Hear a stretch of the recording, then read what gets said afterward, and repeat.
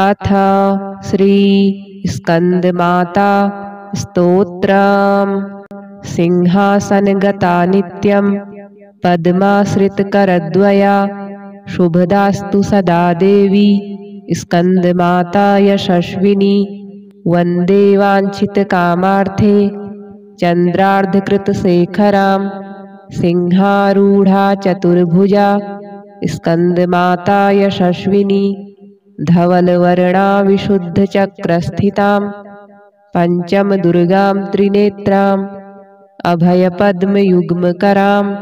दक्षिण ऊरुपुत्रधरां भजेम। पटाम्बरपरिधाना मृदुहास्या नानालङ्कारभूषितां मञ्जीरहारकेयूरकिङ्किणी रत्नकुण्डलधारिणीं। प्रफुल्लवदनां पल्लवाधरां कान्तकपोलां पीनपयोधरां कमनीयां लावण्यां चारुत्रिवलीं नितम्बनीं। नमामि स्कन्दमातरं स्कन्धधारिणीं समग्रतत्त्वसागरां पारगहरां शशिप्रभां समुज्ज्वलां स्फुरच्छशाङ्कशेखरां ललाटरत्नभास्करां जगत्प्रदीप्तभास्करां महेन्द्रकश्यपार्चितां सनत्कुमारसंस्तुतां सुरासुरेन्द्रवन्दितां यथार्थनिर्मलाद्भुताम् अतर्क्यरोचिरूविजां विकारदोषवर्जितां मुमुक्षुभिर्विचिन्तितां विशेषतत्त्वमुचितां नानालङ्कारभूषितां मृगेन्द्रवाहनाग्रतां सुशुद्धतत्त्वतोषणां त्रिवेदमार्भासणां सुधार्मिकोपकारिणीं सुरेन्द्रवैरिघातिनीं शुभां सुपुष्पमालिनीं सुवर्णकल्पसाखिनीं तमोन्धकारयामिनीं शिवस्वभावकामिनीं सहस्रसूर्यराजिकां धनञ्जयोग्रकारिकां सुशुद्धकालकन्दलां शुभृङ्गकृन्दमञ्जुलां प्रजायिनीं प्रजावतीं नमामि मातरं सतीं। स्वकर्मधारणे गतिं हरिं प्रयच्छ पार्वतीं अनन्तशक्तिकान्तिदां यशोथ भुक्तिमुक्तिदां पुनः पुनर्जगद्धितां नमाम्यहं सुरार्चितां। जयेश्वरी त्रिलोचने प्रसीद देवी पाहि मां। सिंहासनगता नित्यं पद्माश्रितकरद्वया शुभदास्तु सदा देवी स्कन्दमाता यशस्विनी। वन्दे वाञ्छितकामार्थे चन्द्रार्धकृतशेखरां सिंहारूढा चतुर्भुजा स्कन्दमाता यशस्विनी। धवलवर्णा विशुद्धचक्रस्थितां पञ्चमदुर्गां त्रिनेत्राम् अभयपद्मयुग्मकरां दक्षिण ऊरुपुत्रधरां भजेम। पटाम्बरपरिधाना मृदुहास्या नानालङ्कारभूषितां मञ्जीरहारकेयूरकिङ्किणी रत्नकुण्डलधारिणीं। प्रफुल्लवदनां पल्लवाधरां कान्तकपोलां पीनपयोधरां कमनीयां लावण्यां चारुत्रिवलीं नितम्बनीं। नमामि स्कन्दमातरं स्कन्धधारिणीं समग्रतत्त्वसागरां पारगहरां शशिप्रभां समुज्ज्वलां स्फुरच्छशाङ्कशेखरां ललाटरत्नभास्करां जगत्प्रदीप्तभास्करां महेन्द्रकश्यपार्चितां सनत्कुमारसंस्तुतां सुरासुरेन्द्रवन्दितां यथार्थनिर्मलाद्भुताम् अतर्क्यरोचिरूविजां विकारदोषवर्जितां मुमुक्षुभिर्विचिन्तितां विशेषतत्त्वमुचितां नानालङ्कारभूषितां मृगेन्द्रवाहनाग्रतां सुशुद्धतत्त्वतोषणां त्रिवेदमार्भासणां सुधार्मिकोपकारिणीं सुरेन्द्रवैरिघातिनीं शुभां सुपुष्पमालिनीं सुवर्णकल्पसाखिनीं तमोन्धकारयामिनीं शिवस्वभावकामिनीं सहस्रसूर्यराजिकां धनञ्जयोग्रकारिकां सुशुद्धकालकन्दलां शुभृङ्गकृन्दमञ्जुलां प्रजायिनीं प्रजावतीं नमामि मातरं सतीं स्वकर्मधारणे गतिं हरिं प्रयच्छ पार्वतीम् अनन्तशक्तिकान्तिदां यशोथ भुक्तिमुक्तिदां पुनः पुनर्जगद्धितां नमाम्यहं सुरार्चितां जयेश्वरी त्रिलोचने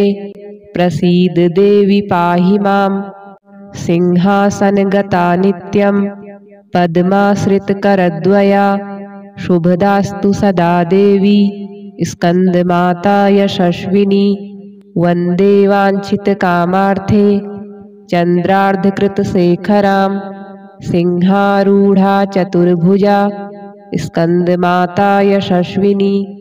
धवलवर्णा विशुद्धचक्रस्थितां पञ्चमदुर्गां त्रिनेत्राम् अभयपद्मयुग्मकरां दक्षिण ऊरुपुत्रधरां भजेम पटाम्बरपरिधाना मृदुहास्या नानालङ्कारभूषितां मञ्जीरहारकेयूरकिङ्किणी रत्नकुण्डलधारिणीं प्रफुल्लवदनां पल्लवाधरां कान्तकपोलां पीनपयोधरां कमनीयां लावण्यां चारुत्रिवलीं नितम्बनीं नमामि स्कन्दमातरं स्कन्धधारिणीं समग्रतत्त्वसागरां पारगहरां शशिप्रभां समुज्ज्वलां स्फुरच्छशाङ्कशेखरां ललाटरत्नभास्करां जगत्प्रदीप्तभास्करां महेन्द्रकश्यपार्चितां सनत्कुमारसंस्तुतां सुरासुरेन्द्रवन्दितां यथार्थनिर्मलाद्भुताम् अतर्क्यरोचिरूविजां विकारदोषवर्जितां मुमुक्षुभिर्विचिन्तितां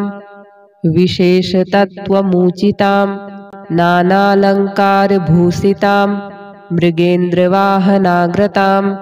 सुशुद्धतत्त्वतोषणां त्रिवेदमार्भासणां सुधार्मिकोपकारिणीं सुरेन्द्रवैरिघातिनीं शुभां सुपुष्पमालिनीं सुवर्णकल्पसाखिनीं तमोन्धकारयामिनीं शिवस्वभावकामिनीं सहस्रसूर्यराजिकां धनञ्जयोग्रकारिकां सुशुद्धकालकन्दलां शुभृङ्गकृन्दमञ्जुलां प्रजायिनीं प्रजावतीं नमामि मातरं सतीं स्वकर्मधारणे गतिं हरिं प्रयच्छ पार्वतीम् अनन्तशक्तिकान्तिदां यशोथ भुक्तिमुक्तिदां पुनः पुनर्जगद्धितां नमाम्यहं सुरार्चितां जयेश्वरी त्रिलोचने प्रसीद देवी पाहि मां सिंहासनगता नित्यं पद्माश्रितकरद्वया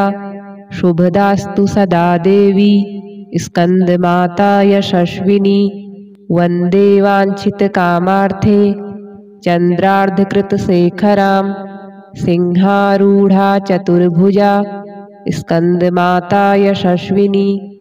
धवलवर्णा विशुद्धचक्रस्थितां पञ्चमदुर्गां त्रिनेत्राम् अभयपद्मयुग्मकरां दक्षिण ऊरुपुत्रधरां भजेम पटाम्बरपरिधाना मृदुहास्या नानालङ्कारभूषितां मञ्जीरहारकेयूरकिङ्किणी रत्नकुण्डलधारिणीं प्रफुल्लवदनां पल्लवाधरां कान्तकपोलां पीनपयोधरां कमनीयां लावण्यां चारुत्रिवलीं नितम्बनीं नमामि स्कन्दमातरं स्कन्धधारिणीं समग्रतत्त्वसागरां पारगहरां शशिप्रभां समुज्ज्वलां स्फुरच्छशाङ्कशेखरां ललाटरत्नभास्करां जगत्प्रदीप्तभास्करां महेन्द्रकश्यपार्चितां सनत्कुमारसंस्तुतां सुरासुरेन्द्रवन्दितां यथार्थनिर्मलाद्भुताम् अतर्क्यरोचिरूविजां विकारदोषवर्जितां मुमुक्षुभिर्विचिन्तितां विशेषतत्त्वमुचितां नानालङ्कारभूषितां मृगेन्द्रवाहनाग्रतां सुशुद्धतत्त्वतोषणां त्रिवेदमार्भासणां सुधार्मिकोपकारिणीं सुरेन्द्रवैरिघातिनीं शुभां सुपुष्पमालिनीं सुवर्णकल्पसाखिनीं तमोन्धकारयामिनीं शिवस्वभावकामिनीं सहस्रसूर्यराजिकां धनञ्जयोग्रकारिकां सुशुद्धकालकन्दलां शुभृङ्गकृन्दमञ्जुलां प्रजायिनीं प्रजावतीं नमामि मातरं सतीं स्वकर्मधारणे गतिं हरिं प्रयच्छ पार्वतीम् अनन्तशक्तिकान्तिदां यशोथ भुक्तिमुक्तिदां पुनः पुनर्जगद्धितां नमाम्यहं सुरार्चितां जयेश्वरी त्रिलोचने प्रसीद देवि पाहि मां सिंहासनगता नित्यं पद्माश्रितकरद्वया शुभदास्तु सदा देवी स्कन्दमाता यशस्विनी वन्दे वाञ्छितकामार्थे चन्द्रार्धकृतशेखरां सिंहारूढा चतुर्भुजा स्कन्दमाता यशस्विनी धवलवर्णा विशुद्धचक्रस्थितां पञ्चमदुर्गां त्रिनेत्राम् अभयपद्मयुग्मकरां दक्षिण ऊरुपुत्रधरां भजेम पटाम्बरपरिधाना मृदुहास्या नानालङ्कारभूषितां मञ्जीरहारकेयूरकिङ्किणी रत्नकुण्डलधारिणीं प्रफुल्लवदनां पल्लवाधरां कान्तकपोलां पीनपयोधरां कमनीयां लावण्यां चारुत्रिवलीं नितम्बनीं नमामि स्कन्दमातरं स्कन्धधारिणीं समग्रतत्त्वसागरां पारगहरां शशिप्रभां समुज्ज्वलां स्फुरच्छशाङ्कशेखरां ललाटरत्नभास्करां जगत्प्रदीप्तभास्करां महेन्द्रकश्यपार्चितां सनत्कुमारसंस्तुतां सुरासुरेन्द्रवन्दितां यथार्थनिर्मलाद्भुताम् अतर्क्यरोचिरूविजां विकारदोषवर्जितां मुमुक्षुभिर्विचिन्तितां विशेषतत्त्वमुचितां नानालङ्कारभूषितां मृगेन्द्रवाहनाग्रतां सुशुद्धतत्त्वतोषणां त्रिवेदमार्भासणां सुधार्मिकोपकारिणीं सुरेन्द्रवैरिघातिनीं शुभां सुपुष्पमालिनीं सुवर्णकल्पसाखिनीं तमोन्धकारयामिनीं शिवस्वभावकामिनीं सहस्रसूर्यराजिकां धनञ्जयोग्रकारिकां सुशुद्धकालकन्दलां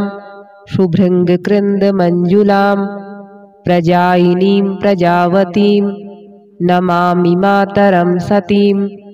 स्वकर्मधारणे गतिं हरिं प्रयच्छ पार्वतीम्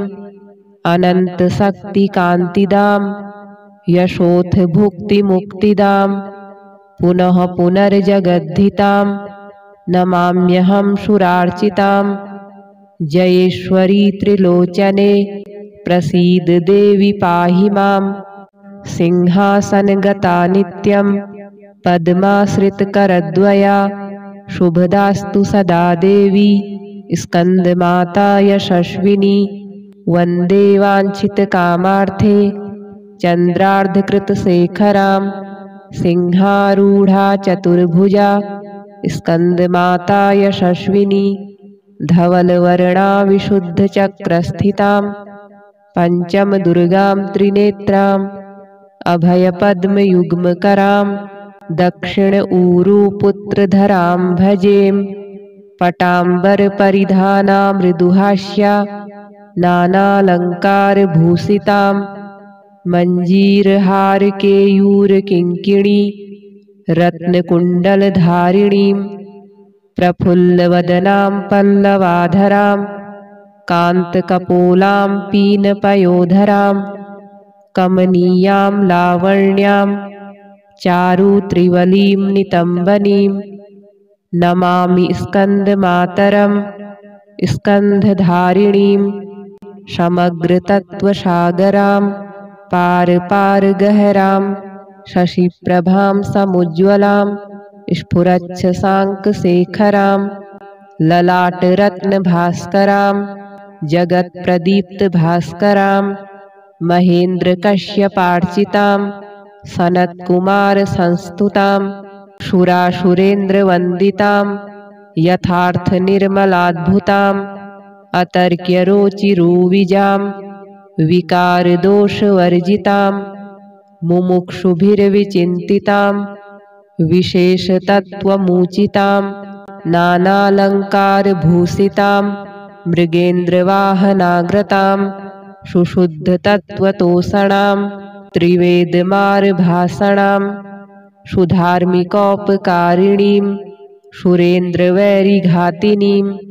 शुभां सुपुष्पमालिनीं सुवर्णकल्पसाखिनीं तमोन्धकारयामिनीं शिवस्वभावकामिनीं सहस्रसूर्यराजिकां धनञ्जयोग्रकारिकां सुशुद्धकालकन्दलां शुभृङ्गकृन्दमञ्जुलां प्रजायिनीं प्रजावतीं नमामि मातरं सतीं स्वकर्मधारणे गतिं हरिं प्रयच्छ पार्वतीम् अनन्तशक्तिकान्तिदां यशोऽथ भुक्तिमुक्तिदां पुनः पुनर्जगद्धितां नमाम्यहं सुरार्चितां जयेश्वरी त्रिलोचने प्रसीद देवी पाहि मां सिंहासनगता नित्यं पद्माश्रितकरद्वया शुभदास्तु सदा देवी स्कन्दमाता यशस्विनी वन्दे वाञ्छितकामार्थे चन्द्रार्धकृतशेखरां सिंहारूढा चतुर्भुजा स्कन्दमाता यशस्विनी धवलवर्णा विशुद्धचक्रस्थितां पञ्चमदुर्गां त्रिनेत्राम् अभयपद्मयुग्मकरां दक्षिण ऊरुपुत्रधरां भजेम पटाम्बरपरिधाना मृदुहास्या नानालङ्कारभूषितां मञ्जीरहारकेयूरकिङ्किणी रत्नकुण्डलधारिणीं प्रफुल्लवदनां पल्लवाधरां कान्तकपोलां पीनपयोधरां कमनीयां लावण्यां चारुत्रिवलीं नितम्बनीं नमामि स्कन्दमातरं स्कन्धधारिणीं समग्रतत्त्वसागरां पारपारगहरां शशिप्रभां समुज्ज्वलां स्फुरच्छशाङ्कशेखरां ललाटरत्नभास्करां जगत्प्रदीप्तभास्करां महेन्द्रकश्यपार्चितां सनत्कुमारसंस्तुतां सुरासुरेन्द्रवन्दितां यथार्थनिर्मलाद्भुताम् अतर्क्यरोचिरूविजां विकारदोषवर्जितां मुमुक्षुभिर्विचिन्तितां विशेषतत्त्वमूचितां नानालङ्कारभूषितां मृगेन्द्रवाहनाग्रतां सुशुद्धतत्त्वतोषणां त्रिवेदमार्भासणां सुधार्मिकोपकारिणीं सुरेन्द्रवैरिघातिनीं शुभां सुपुष्पमालिनीं सुवर्णकल्पसाखिनीं तमोन्धकारयामिनीं शिवस्वभावकामिनीं सहस्रसूर्यराजिकां धनञ्जयोग्रकारिकां सुशुद्धकालकन्दलां शुभृङ्गकृन्दमञ्जुलां प्रजायिनीं प्रजावतीं नमामि मातरं सतीं स्वकर्मधारणे गतिं हरिं प्रयच्छ पार्वतीम् अनन्तशक्तिकान्तिदां यशोथ भुक्तिमुक्तिदां पुनः पुनर्जगद्धितां नमाम्यहं सुरार्चितां जयेश्वरी त्रिलोचने प्रसीद देवी पाहि मां सिंहासनगता नित्यं पद्माश्रितकरद्वया शुभदास्तु सदा देवी स्कन्दमाता यशस्विनी वन्दे वाञ्छितकामार्थे चन्द्रार्धकृतशेखरां सिंहारूढा चतुर्भुजा स्कन्दमाता यशस्विनी धवलवर्णा विशुद्धचक्रस्थितां पञ्चमदुर्गां त्रिनेत्राम् अभयपद्मयुग्मकरां दक्षिण ऊरुपुत्रधरां भजेम पटाम्बरपरिधाना मृदुहास्या नानालङ्कारभूषितां मञ्जीरहारकेयूरकिङ्किणी रत्नकुण्डलधारिणीं प्रफुल्लवदनां पल्लवाधरां कान्तकपोलां पीनपयोधरां कमनीयां लावण्यां चारुत्रिवलीं नितम्बनीं नमामि स्कन्दमातरं स्कन्धधारिणीं समग्रतत्त्वसागरां पारपारगहरां शशिप्रभां समुज्ज्वलां स्फुरच्छशाङ्कशेखरां ललाटरत्नभास्करां जगत्प्रदीप्तभास्करां महेन्द्रकश्यपार्चितां सनत्कुमारसंस्तुतां सुरासुरेन्द्रवन्दितां यथार्थनिर्मलाद्भुताम् अतर्क्यरोचिरूविजां विकारदोषवर्जितां मुमुक्षुभिर्विचिन्तितां विशेषतत्त्वमूचितां नानालङ्कारभूषितां मृगेन्द्रवाहनाग्रतां सुशुद्धतत्त्वतोषणां त्रिवेदमार्भासणां सुधार्मिकोपकारिणीं सुरेन्द्रवैरिघातिनीं शुभां सुपुष्पमालिनीं सुवर्णकल्पसाखिनीं तमोन्धकारयामिनीं शिवस्वभावकामिनीं सहस्रसूर्यराजिकां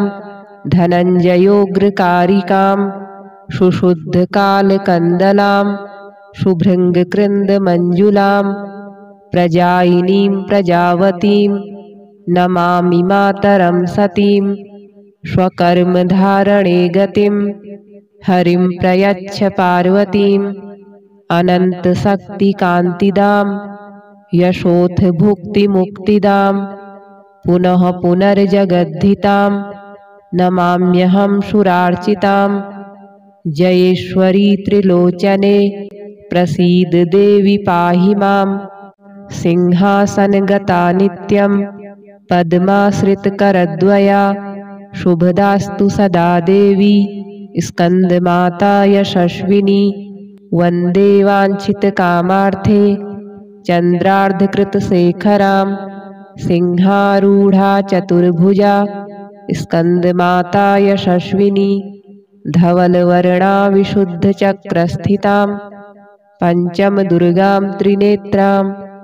अभयपद्मयुग्मकरां दक्षिण ऊरुपुत्रधरां भजेम पटाम्बरपरिधाना मृदुहास्या नानालङ्कारभूषितां मञ्जीरहारकेयूरकिङ्किणी रत्नकुण्डलधारिणीं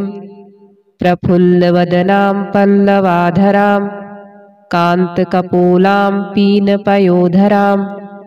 कमनीयां लावण्यां चारुत्रिवलीं नितम्बनीं नमामि स्कन्दमातरं स्कन्धधारिणीं समग्रतत्त्वसागरां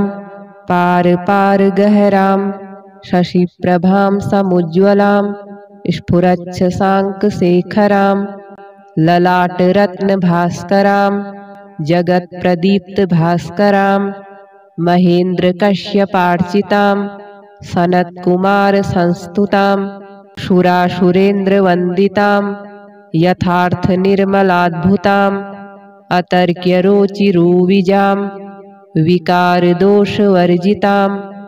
मुमुक्षुभिर्विचिन्तितां विशेषतत्त्वमुचितां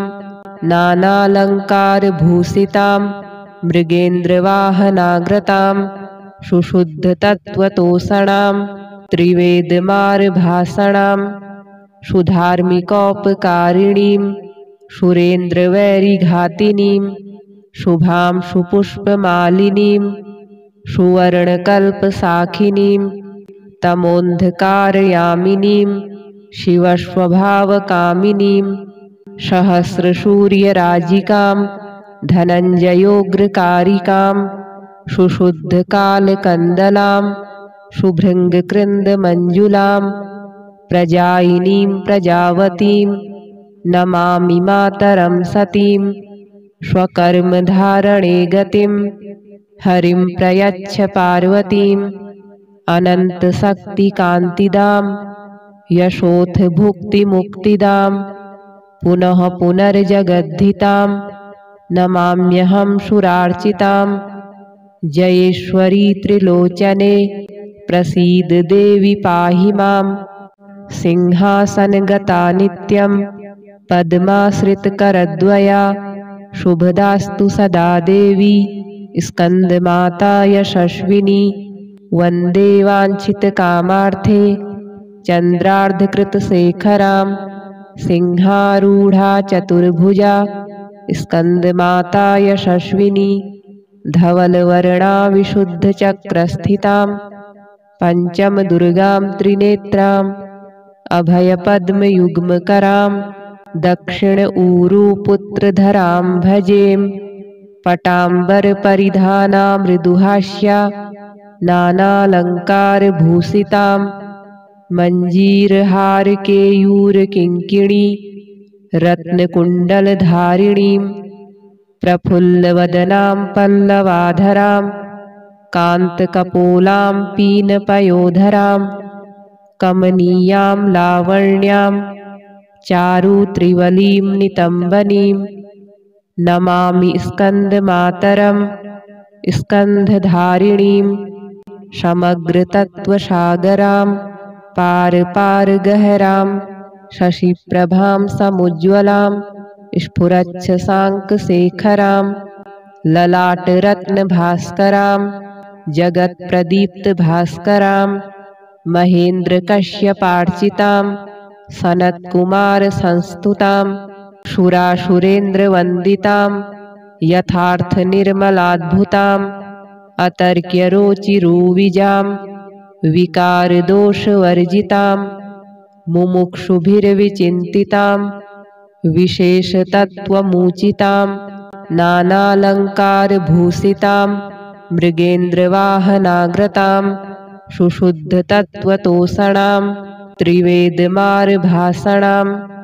सुधार्मिकोपकारिणीं सुरेन्द्रवैरिघातिनीं